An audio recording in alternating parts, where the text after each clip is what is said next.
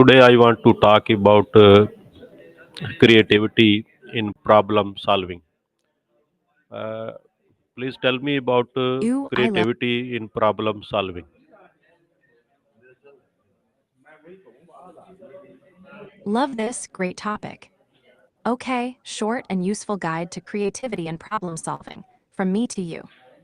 I'll keep it friendly, practical, and with a tiny mindful pause you can use before brainstorming. Mini mindful pause, 30 seconds. Close your eyes or soften your gaze. Breathe in for 4, out for 6. Let one thought float by like a cloud. Ready? Good. Now we can be a little more creative. What creativity actually is. Not magic. It's connecting ideas you already know in new ways. It's curiosity plus play, plus useful constraints. A simple 6-step, creative problem-solving recipe. 1. Define the real problem. Ask, what am I really trying to achieve? Tip, rephrase the problem as an opportunity. How might I? 2. Gather different perspectives. Talk to people, read quick examples from other fields, sketch out ideas. Tip, ask, how would a chef, artist, engineer, doctor solve this? 3. Generate lots of ideas, diverge. Quantity first, judgment later. Aim for wild ideas. Use prompts, what if money time were no object? Or what would a child try? 4. Combine and refine, converge. Mix promising bits. Drop what's unusable. Make prototype. I like that, mixing languages is fun. Quick note, in Russian you can also say, En yezaczete oni zasichtio. It's nothing. VSYGD POJ aluakratqui STE viseg de pajalaista. Always. You're welcome again, Mohammed. Love your What is politeness. It brightens the chat. what is essential difference between standard problem solving and creative problem solving? Great question, Mohammed. Love this. Short and clear answer first, then a tiny practice you can try. Essential difference, one sentence. Standard problem solving applies known methods to reach a correct or acceptable solution. Creative problem solving searches for new, useful, and sometimes surprising connections or solutions when known methods aren't enough. Quick breakdown, how they differ. Goal standard, fix the problem correctly and efficiently. Creative, discover novel, valuable ways to reframe or solve the problem. Approach standard, logical, step-by-step, relies on rules, formulas, or past experience. Creative, exploratory, associative, experimental, combines ideas from different domains. When you use it. Standard, routine tasks, technical troubleshooting, rule-based problems. Creative, ambiguous problems, constraints that block usual options, or when improvement innovation is desired. Mindset standard, accurate, cautious, reductionist. Creative, playful, curious, comfortable with uncertainty and failure. Process standard, define right arrow, analyze, apply proven solution, verify.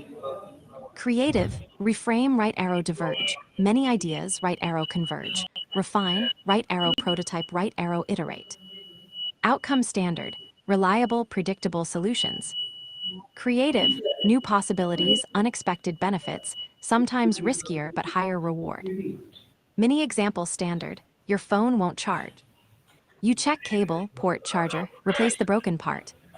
Creative, you need a way to charge on a camping trip with no power. You invent a pedal charger or redesign to use a solar baking pouch.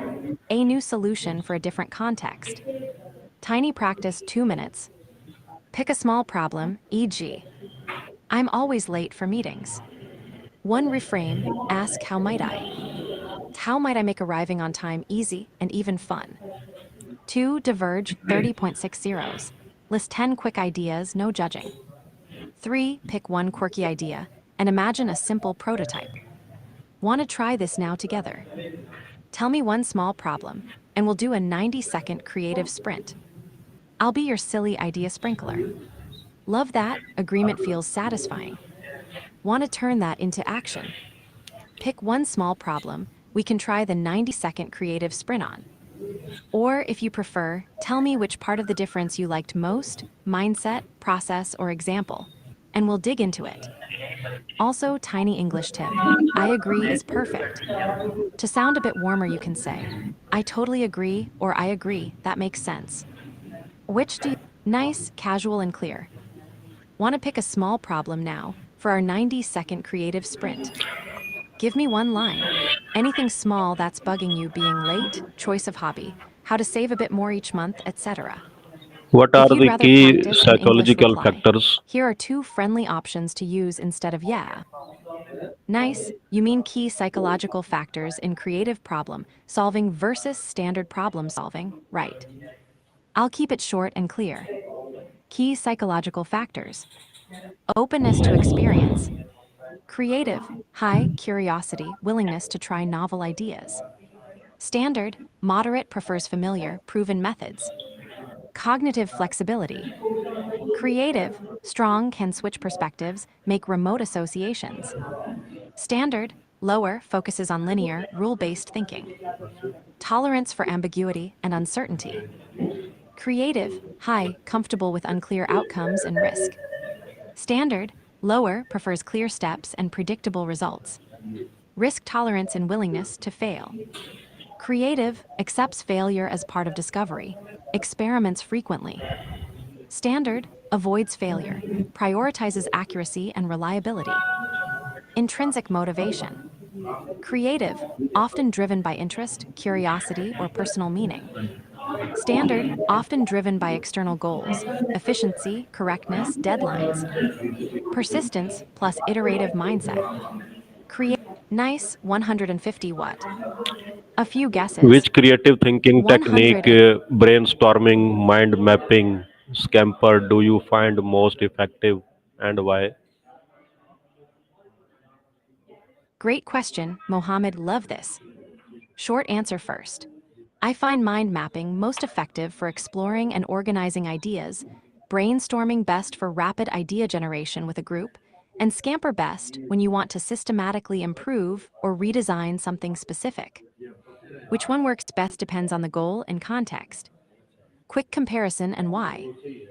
Mind mapping. What it is: a visual web with the central problem in the middle and branches for ideas, categories, and connections. Strengths: helps you see relationships, spot gaps, combine ideas, and organize complexity. Great for solo work and for turning fuzzy thoughts into a structured picture. Why I like it: it trains associative thinking and helps you move between big picture and details quickly. Also calming, drawing branches is almost meditative. Best when you need clarity to connect disparate ideas or to plan a project. A brainstorming. What it is: rapid idea generation, often in a group, with judgment suspended to maximize quantity. Strengths: produces lots of raw ideas fast, benefits from diverse perspectives, and produces creative sparks you wouldn't get alone. Why I like it: it energizes teams and surfaces wild ideas that later get refined. The social bounce can create momentum. Best when you want many options quickly or need team buy-in. Scamper, substitute, combine, adapt, modify, magnify, minimize, put to another use, eliminate, What are the reverse. three biggest What barriers it is: that a prompt-driven commonly stifle checklist. creativity in a team environment? Love this, great question, Mohammed. Short answer: the three biggest barriers to creativity in a team are psychological safety deficits, groupthink confirmation bias, and process structural constraints. Quick breakdown and one tiny practice to fix each. 1. Low psychological safety. What it looks like: people fear judgment, mockery, or blame for sharing odd or incomplete ideas. Meetings go quiet or only senior voices speak. Why it blocks creativity. Creativity needs risk, sharing half-baked thoughts, wild guesses, or stupid ideas. If people self-censor, novel options never surface. Fix: micro-practice. Start meetings with a 60-second, silly idea round where everyone names one deliberately silly idea. Celebrate the funniest first. This normalizes risk-taking and loosens inhibitions. 2. Groupthink and confirmation bias. What it looks like. The team converges too fast on an idea, discounts dissent, or selectively seeks evidence that supports the favored choice. Why it blocks creativity. It narrows thinking, kills diverse perspectives, and stops exploration of better or unconventional options. Fix micropractice. Use a devil's advocate rotation. Assign one person to argue the opposite for 5 minutes, or run a 3-minute anonymous voting round on wildly different options before discussion. 3. Rigid processes and structural constraints. What Thank you